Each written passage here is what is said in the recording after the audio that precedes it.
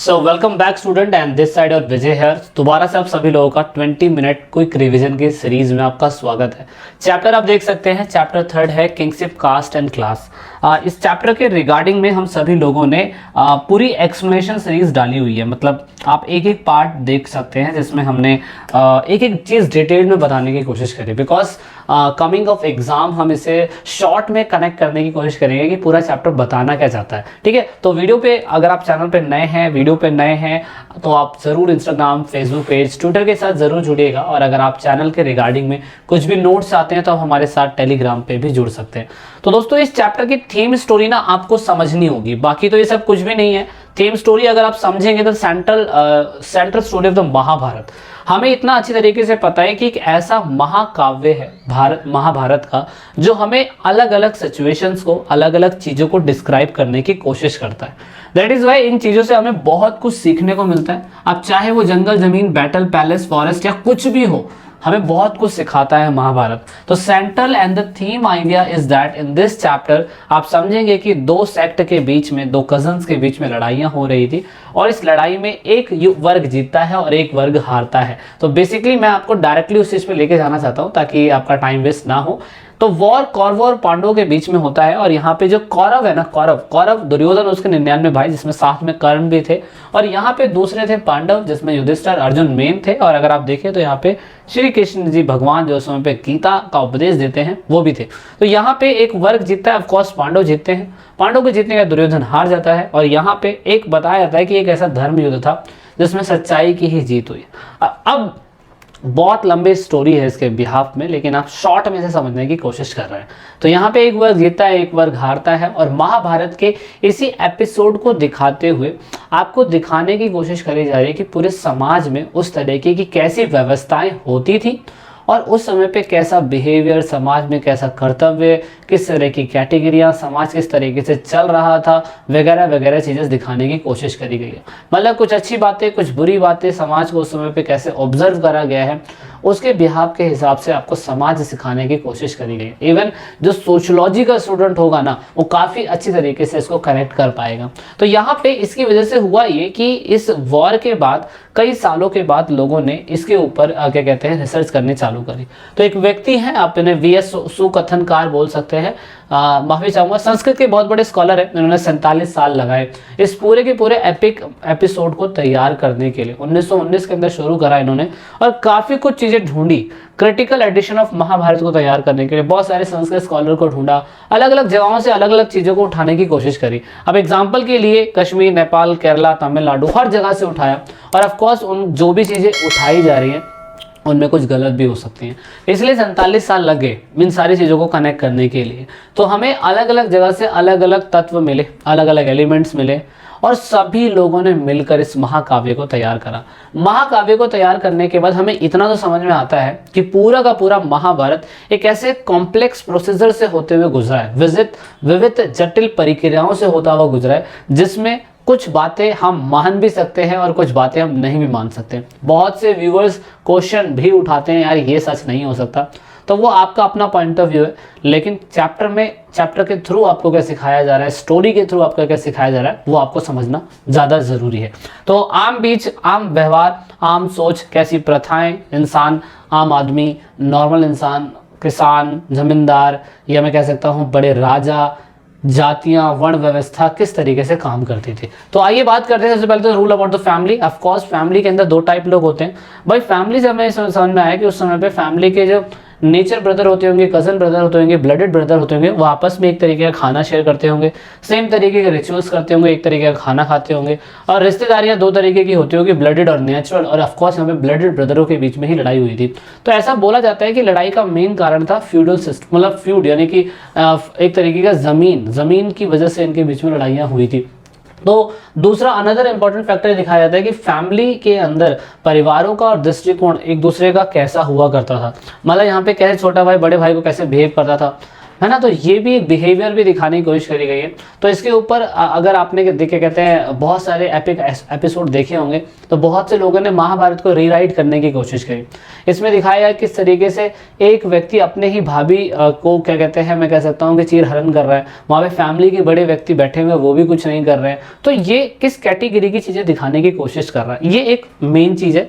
It is also investigate the analyse by the historian, these factor are important as they give inside into the people thinking. ये सारा processor इंसान की जो mentality है, inside mentality, वो भी दिखाने की कोशिश करता है कि समाज के अंदर व्यभिचार, मतलब समाज के अंदर बुराइयां कुरीतियां आज से नहीं है, समाज के अंदर उस टाइम से ही समाज जो था ऐसा था। समय के साथ उसमें एडवांसमेंट आते चले गए होंगे, लेकिन समाज में ऐसा था।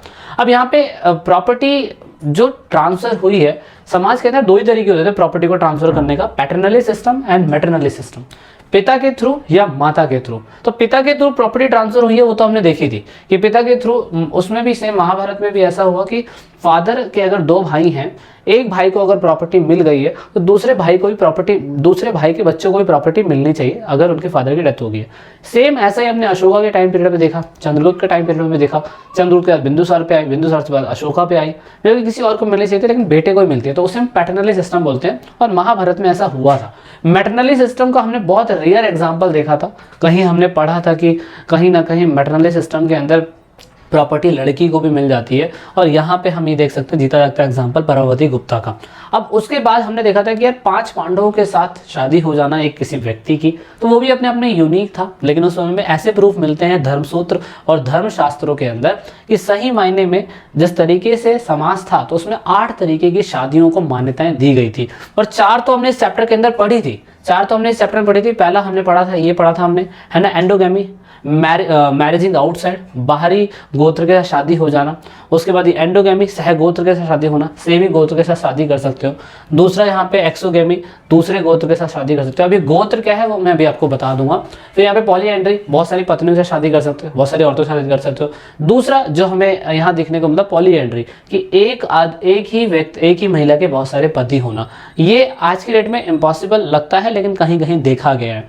और दूसरा महाभारत के अंदर इसका प्रूफ था। अगर 8 तरीके के विवाह होते थे तो 2 टाइप के विवाह वो हो गए जिसमें इंसान सेम गोत्र में शादी कर सकता है और एक में सेम गोत्र में शादी नहीं कर सकता। दूसरा, एक में बहुत सारी पत्नियां रख सकता है और एक में बहुत सारे पति रख सकता है। 4 टाइप के तो बताए गए हैं, बाकी 8 टाइप के हैं, तो 8 टाइप के दूसरे हो सकते हैं ना, और भी हो सकते हैं। और यहाँ पे दूसरा बताया गया कि गोत्रों को अपनाने का 2 ही तरीका होता है, या तो आपके फादर का गोत्र आपको मिल जाए, मतलब फादर के थ्रू, जैसे कि मान लीजिए कुछ भी, मान लीजिए फादर के थ्रू आपका जो भी नाम होता है आप अपने फादर के अपने नाम पीछे लगाते हैं, फादर का जो गोत्र है वो आप लगा लेते हैं। सेम ऐसे ही या तो शादी के बाद लड़की क्या करती है, अपने हस्बैंड का गोत्र लगा लेती है। अब गोत्र क्या होते हैं, 1 2 3 4 5 6 7 8, 1 2 3 4 5 6 7 गोत्र। ऐसा बोला जाता है कि 7 ही ऋषि हुआ करते थे, 7 ऋषि की ही पूरी संतानें हैं।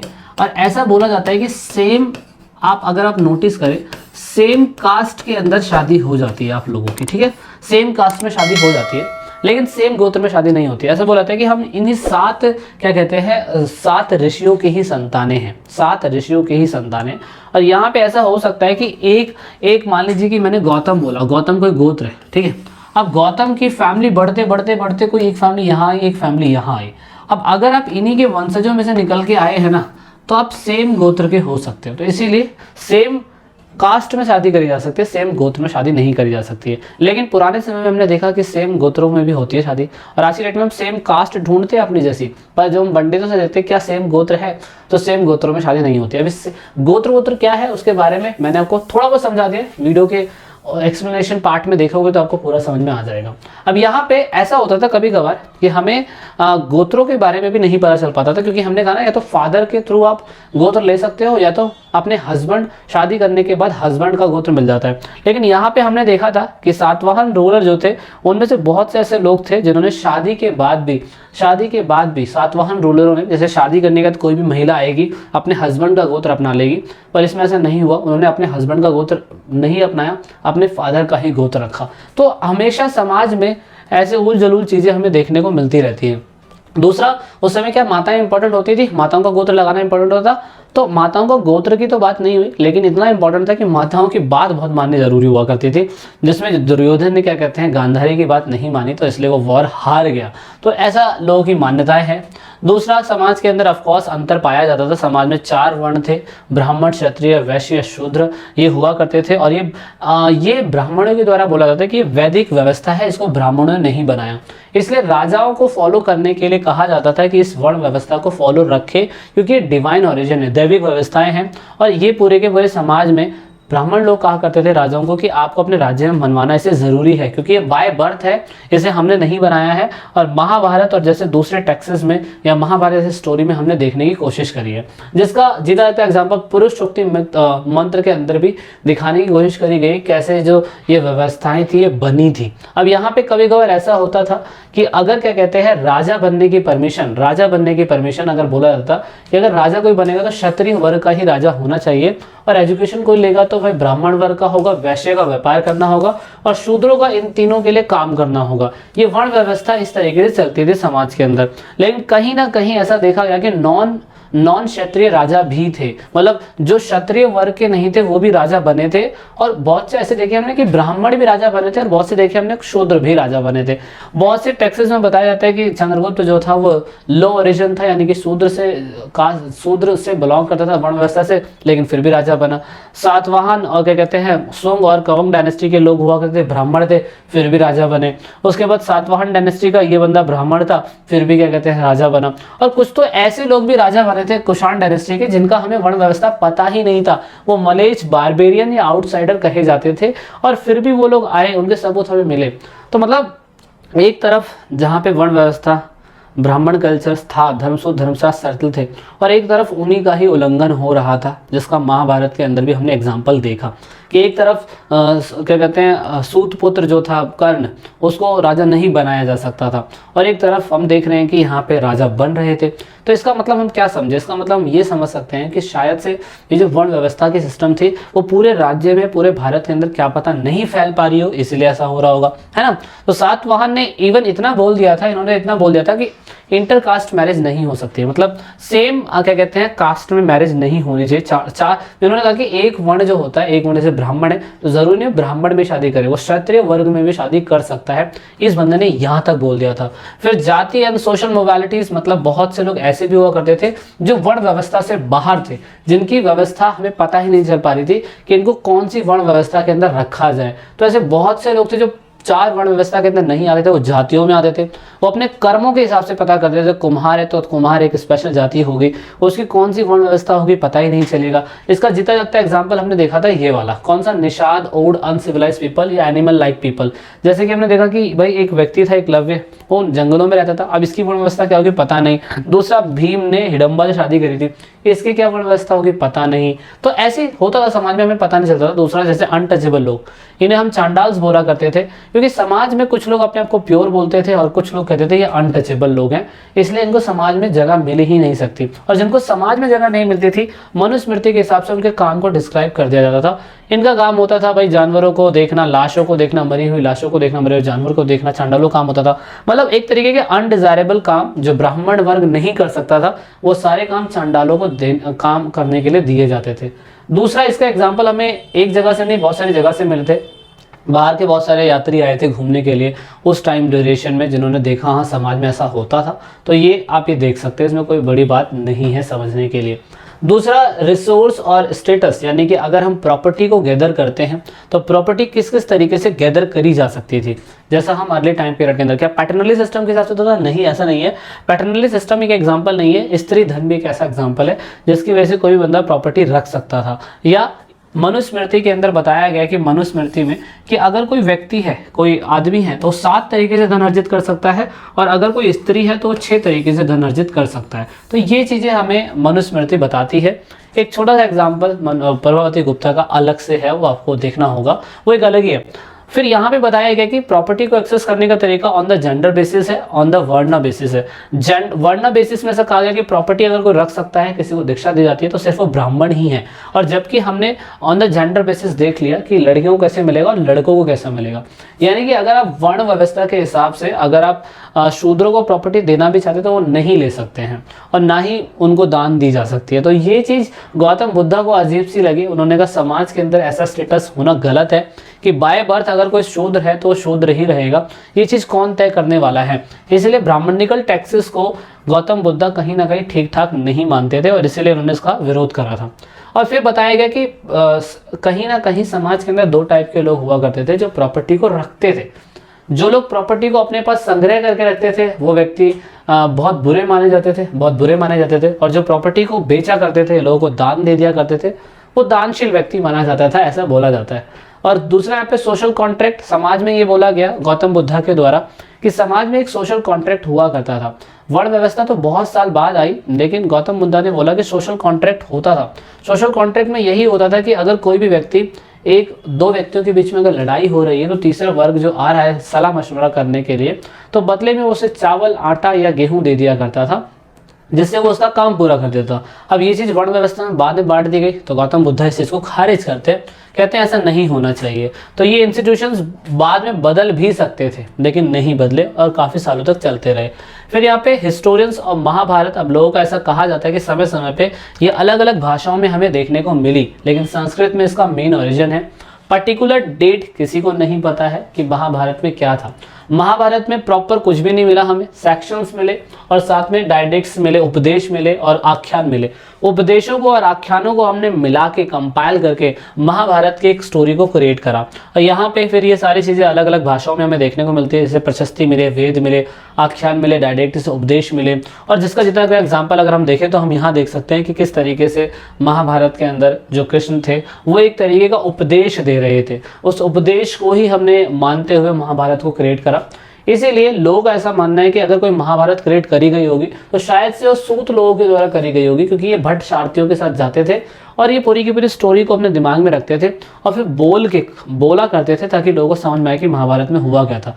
और वही चीज़ दर साल कहीं कहीं लिखी गई, कुछ लिखा गया, कुछ आख्यान लिखे गए, कुछ उपदेश लिखे गए, और आख्यान और उपदेशों को मिला के, आख्यान और उपदेशों को मिला के 1 लाख से भी ज़्यादा क्या कहते हैं वर्ष बने। और वर्ष बनने के बाद ऐसा कहा जाता है कि वेद व्यास को क्या कहते हैं ये दिया गया लिखने के लिए, और लिखने के बाद उन्होंने इसको बहुत छोटा करके 10,000 श्लोकों में, छंदों में से बनाया। अब ऐसा कहा जाता है कि अकेले उन्हीं के द्वारा नहीं लिखे गए थे, शायद से गणेश जी ने भी उनकी मदद करी हो, लोग ऐसा मानना है। अब वो आपके ऊपर है कि आप इसे किस तरीके से बिलीव करते हैं। दूसरा, ऐसा बोला जाता है कि जब ये जगह जहाँ पे ये युद्ध हुआ था तो उसका एक्सिबिशन हुआ था बीबी ब्रजेश बांसी लाल के द्वारा, से बीबी लाल बोलते हैं।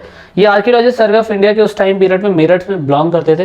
वो मेरठ में जगह बिलोंग करती थी। 1951 से 52 के बीच में ये जगह खोदी गई और पता लगाया गया कि अगर कहीं ना कहीं हस्तिनापुर था तो शायद से वो महाराष्ट्र में, आपका मेरठ के अंदर ही था। और ये 5 लेवल का स्ट्रक्चर मिला जहाँ से हमें समझ में आया कि शायद से ये जगह वही थी।